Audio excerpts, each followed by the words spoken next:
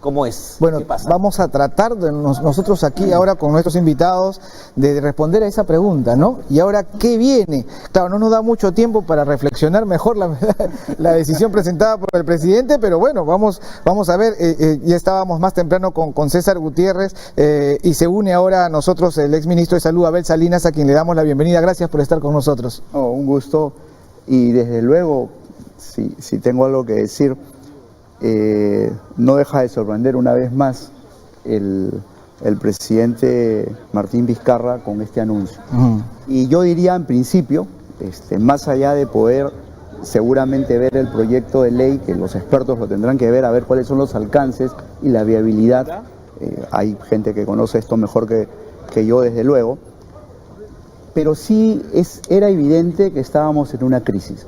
Yo creo que el mensaje del presidente del Congreso el día sábado ya marcaba una línea de no confrontación y ponía una agenda urgente, toda vez que el país, más allá de algunos anuncios, en mi concepto, entre comillas, triunfalistas del presidente Vizcarra, era evidente que no estábamos por buena senda en los temas de gestión.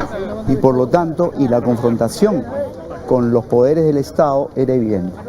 En consecuencia, y vuelvo a decir, con reserva de no tener ninguno de nosotros los textos de este proyecto de reforma constitucional, parece ser una buena salida para la crisis en la que estamos viviendo. Y en esos términos los ha planteado el presidente, ¿no? Yo conversaba el viernes, creo que ha sido con Luis Núñez, y él me decía, bueno, el presidente Vizcarra nos tiene acostumbrados a la sorpresa, quizás saca algo debajo de la manga, y yo por dentro pensaba, ¿qué puede sorprendernos? Pero no sé si Luis Núñez sabía ya de esto. Yo quiero escuchar la opinión de César Gutiérrez, que lo noté así preocupado cuando escuchó el anuncio del presidente. Cuéntanos, César. Y eso que no soy congresista. Me parecía. No, mira, digamos, todos estos anuncios de lo que iba a hacer antes de mencionar el cierre del Congreso. Lo que hemos estado elucubrando tras bambalinas. Que había una serie de generalidades, inclusive muy difíciles de cumplir, con contradicciones. Ya queda en un segundo plano, ¿no? Entramos a un año electoral.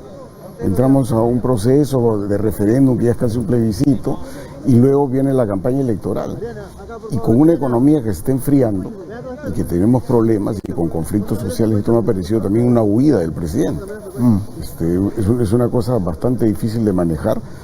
Le ha hecho caso a los arequipeños con el tema de Tía María, y anunció una nueva ley de minería, y ha habido una vocación, que es lo que va a tratar de cerrar antes que se vaya, de los acuerdos de gobierno a gobierno. Lo ha anunciado en Chincheros, lo ha anunciado con la distribución del gas en Puno con el gobierno boliviano, y lo ha anunciado con el Hospital Lorena del Cusco, tratando de hacer un símil con los panamericanos, cuando esto es un tema completamente diferente desde el punto de vista contractual.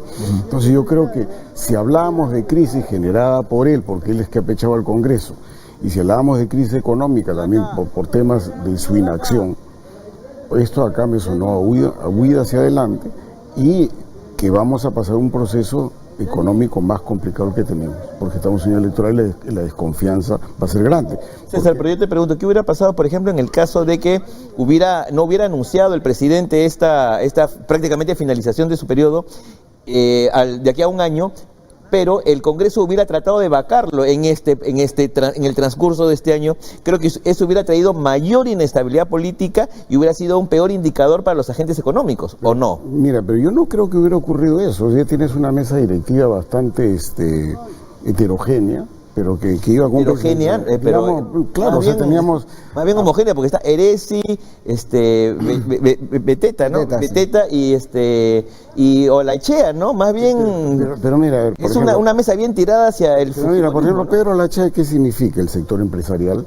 Él ha sido presidente de las industrias y su pensamiento, su liberal. Beteta no, Beteta lo que representa es la iniciativa provinciana, porque ella, por ejemplo, dentro de su negocio está la venta de gas, de GLP, esa es parte de su negocio, bueno, ¿no? Es porque conozco el tema. Y Eresi, pues, es la persona de clase media, es alcalde de Magdalena, en cierta forma emprendedor y que gusta de la política, pero no hay una afinidad, digamos, de pensamientos, o sea... Si hay una afinidad, son conservadores, son pro familia, se presentan ellos inclusive en las marchas, con mis hijos no te metas, ¿no? Petardean las políticas de género. Temas de pronto... Es el caso de Olachea, pero lo que hay es, desde el punto de vista de agrupaciones políticas, sí representaba todo menos la izquierda y el poco grupo que se quedó el ex PPK, eso es lo que representaba. Y yo creo que con el liderazgo de Pedro Olachea difícilmente hubiera sido una confrontación mayor. Su discurso de ayer fue bastante conciliador, poniendo una agenda y dándole preponderancia a los temas económicos. Hoy día yo creo que eso no hubiera significado una confrontación mayor buscada desde el Congreso. Los fijuinistas también se han allanado un poco a esto al poner a Olachea de presidente, con su voto han salido. Pero hoy día, con lo que ha ocurrido, de hecho entramos a un tema económico bastante complicado. Él quiere desarmar el tema de Tía María, prometió una ley de minería que en un momento así va a traer cualquier cosa. Quizás es patear el tablero para el siguiente año, porque Tía María tampoco no era un proyecto que iba a empezar mañana. Sí, claro, pero digamos van a ir por más los protestantes de Arequipa. Los protestantes de Arequipa van por la anulación de la licencia de construcción. Seguramente que sí. Claro. Ya tenía diversos conflictos el presidente, el gasoducto, el caso de los fiscales, que es un escándalo, son temas políticos difíciles de solucionar. Entonces también ha significado unos días hacia adelante, hoy día va a ir en olor a multitud, pero la preocupación es que vienen los dos. Nos deja el problema, digamos. Soltó la papa caliente y nos deja el problema. Interesante la lectura de César Gutiérrez, decirnos, de interpretar esto como una huida de alguien que empezó la bronca y después se quiere ir. Muchísimas gracias, César, por haber estado con nosotros y también la paciencia de escuchar. Tremendo mensaje. Le agradecemos mucho a César Gutiérrez por habernos acompañado y ahora a esta hora de la tarde le damos la bienvenida al doctor Antero Flores Arauz, expresidente del Congreso, que nos acompaña y creo que, no sé, usted nos dirá si está tan sorprendido como nosotros. No. Así, a ver, cuéntenos. Es la experiencia la que... Mira, todo el mundo estaba pensando de que el presidente iba a disolver el Congreso, esa era la iba a duda. llamar a nueva elección congresal y él se quedaba con su gabinete, pese a que eso era ilegal. ¿Por qué era ilegal? Porque él había fundamentado su pedido de confianza en un artículo de la Constitución que es el 133, cuya consecuencia, si no se cumple la confianza o no se otorga, es que se va el gabinete, no que se va el Congreso. Ese es otro artículo diferente, que además en el 133, hay la obligación de que se vaya el gabinete y el presidente nombre uno nuevo. A diferencia del 134, en que se va el Congreso si es que el presidente, porque es potestativo de él, lo echa o no. Queda la comisión permanente y se llama dentro de los 4 meses a una nueva elección parlamentaria. Eso legalmente no podía ser.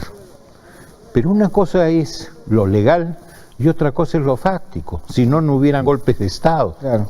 Pero ya saben, tanto los ministros como el presidente y la Fuerza Armada, que hay un bolero que se llama pasarán más de 1000 años, mucho más, pero siempre te va a caer la picota en algún momento y ya no están dispuestos a hacerlo. Y porque además los golpes, sean fuertes o débiles o blandos, traen también consecuencias económicas. Un país para desarrollarse, y lo hemos visto en el discurso, lo hemos escuchado al presidente, necesitas una serie de apoyos, espalda financiera, que te la dan ¿quiénes? Los organismos de crédito internacional. Pero ellos tienen también algunas reglas no escritas, pero reales. Te pongo en el archivo tus proyectos si es que tú no cumples con reglas de democracia, medio ambiente y derechos humanos. En consecuencia, es clarísimo. Una cosa lo legal y otra cosa lo fáctico. Como los Juegos Panamericanos nos han salvado de la disolución del Congreso y la llamada de elecciones nuevas parlamentarias y que Vizcarra se quede. ¿Así usted cree que tiene que ver eso con el...? Pero por supuesto, porque por una sencilla razón, tienes todo a todo el mundo Todos los ojos puestos acá, tienes prensa internacional en el Perú, y si disolvías el Congreso ibas a tener a los 130 congresistas, bla, bla, bla, bla, bla, que es lo que les gusta, frente a todas las cámaras de televisión del mundo. Claro. Entonces a eso no te podías exponer. Entonces, ¿qué has planteado? Oigan, quiero disimular un poco las cosas y vamos a irnos todos dentro de un año. Elecciones anticipadas, pero que tiene que aprobarlas el Congreso. Porque es una reforma. Tienes que buscarle inclusive fórmulas, porque va contra el artículo 206, me parece, de la Constitución, sobre la reforma constitucional. Habrá que buscarle una fórmula. Pero que es una buena salida, te soy franco, no la veo mala. Iremos entonces, estando al tanto, a ver qué otras reacciones se van a aparecer de parte de los parlamentarios. A ver, por favor. Yo quisiera comentar que ciertamente esta es una salida a una crisis política. Y yo entiendo que aquí hay dos crisis, la crisis política y la crisis de desarrollo, que tampoco podemos dejarla de lado. La crisis política, que todos conocemos, y que inclusive yo la veía agravada por el tema de la descalificación que venía ocurriendo en esta lucha anticorrupción con el equipo de fiscales. No solamente con el cuestionamiento que hizo el propio presidente de Colombia. De parte de la izquierda sabemos que tienen una agenda, ¿no? Que siempre que encuentran la oportunidad, ¡bum!, de contrabando meten el tema de cantaleta de la reforma constitucional. Una nueva constitución, ¿no? Pero yo quería decir, más allá del texto, del proyecto de ley, que el presidente tiene la prerrogativa de enviarlo, obviamente entiendo que hay que analizarlo y ver en qué consiste esto. Aparentemente, si el Congreso está de acuerdo, sí, ya hay experiencias anteriores, cuando sale el expresidente Fujimori también, y renuncian todos y se convocan a nuevas elecciones. De manera que por ahí debe haber alguna fórmula que no me atrevo a decirla, hay gente que aquí presente que sabe más esto, pero solamente redondear. En ese momento se hizo una reforma constitucional para que eso fuera viable. De mutuo acuerdo, ¿no es cierto? Todos se pusieron de acuerdo y todos renunciaron, inclusive el presidente del Congreso, que le tocaba asumir la presidencia. Había cierto consenso, si no decir consenso absoluto en ese momento, cosa que parece no va a suceder ahora. Bueno, pero cuando no hay consenso total, para eso te dan la votación, mayoría manda. Y en este caso es mayoría calificada. Y si no se consigue la calificada, vas al referendo. Así es, y lo que decía era que la crisis estaba generada, el tema de la lucha anticorrupción, en mi concepto y como lo tienen muchos ciudadanos, era un tema que se venía agotando. Los propios fiscales investigadores había quedado demostrado que estaban muy focalizados y el tema estaba quedando insuficiente.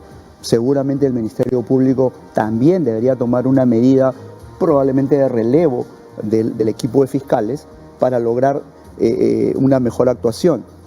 Pero por otro lado me preocupa lo que también dijo César hace un momento, que viene el año electoral, que complica más la gestión y que en líneas generales en el tema de salud, si es que lo puedo decir, solamente anotar, porque sí es preocupante, y lo quiero decir desde el punto de vista del sector salud, ha habido propuestas que yo espero que la ministra de Salud, a quien conozco y sé de sus buenas intenciones, le haga ver al presidente que eso es inviable, como por ejemplo, todos soñamos con que todos los peruanos tengan un seguro. El acceso universal. El acceso universal al seguro social, si todos fueran formales, o al seguro integral de salud.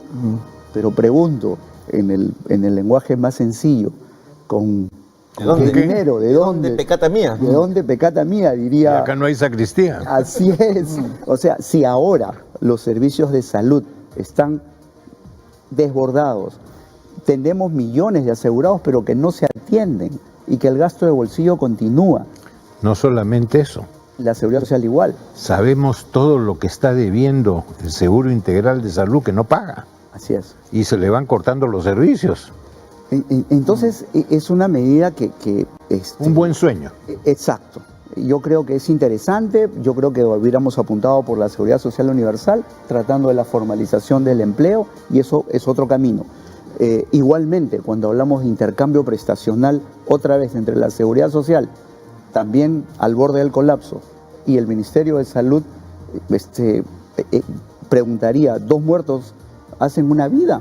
O sea, no es posible pensar, los intercambios prestacionales los tenemos hace 20 años. Con una diferencia, ¿no?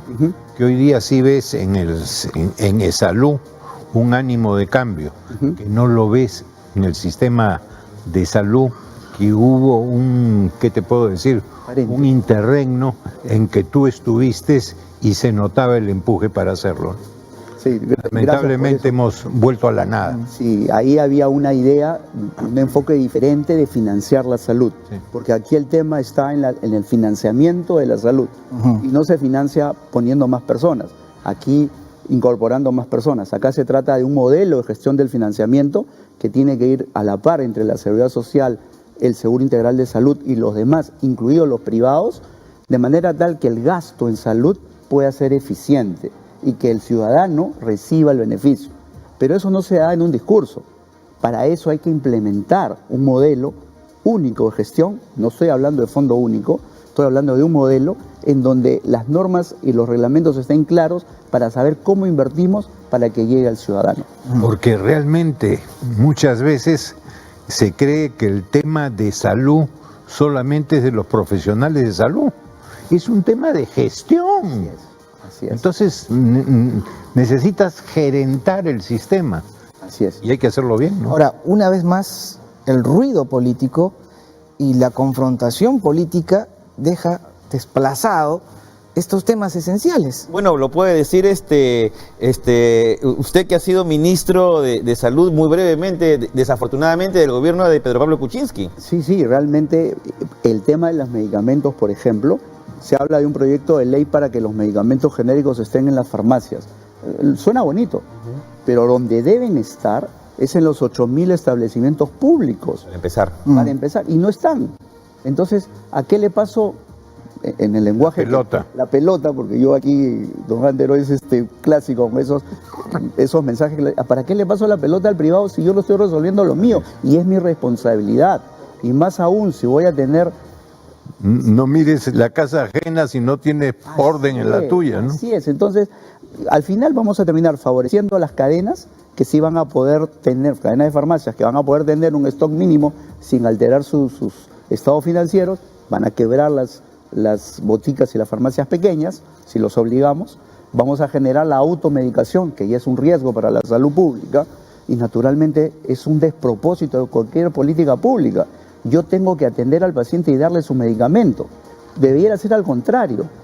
El establecimiento público debería venderle al que venga con una receta el medicamento, al precio accesible, seguro, de calidad del medicamento, pero no pasarle la pelota al privado. O sea, me parece, vamos a beneficiarse a las cadenas, pero vamos a perjudicar al ciudadano, y con riesgo. Existe una cantidad de medicamentos adulterados, reetiquetados, de calidad no comprobada, hasta de contrabando. Eso es lo que vamos a generar. Ojalá los congresistas vean esto y puedan observar la ley, y la propia ministra de Salud también lo haga.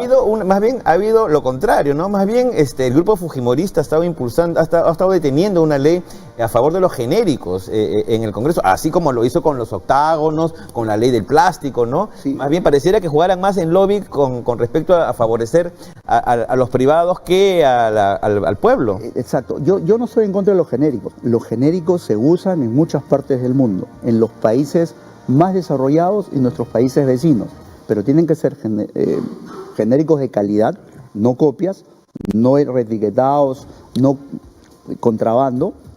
Pero ojo que también las farmacias están sacándole la vuelta a la ley, ¿no? Porque ellos venden sus propios genéricos con unos falsos nombres comerciales a un precio intermedio entre el genérico más barato y el de la marca más caro. Te ofrecen eso además, ¿no?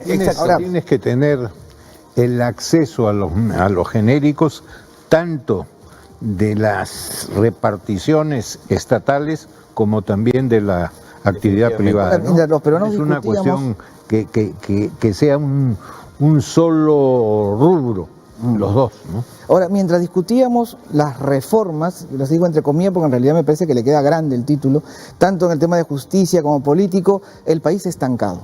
Ahora tenemos una nueva... No, sí ha habido reforma en la justicia. Yo ahí discrepo con ustedes. Está peor.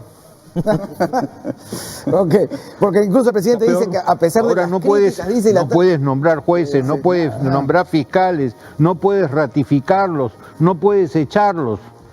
¿Que ha habido reformas? Sí, pero para peor. Bueno, le agradecemos mucho al exministro de Salud, Abel Salinas, por haber estado con nosotros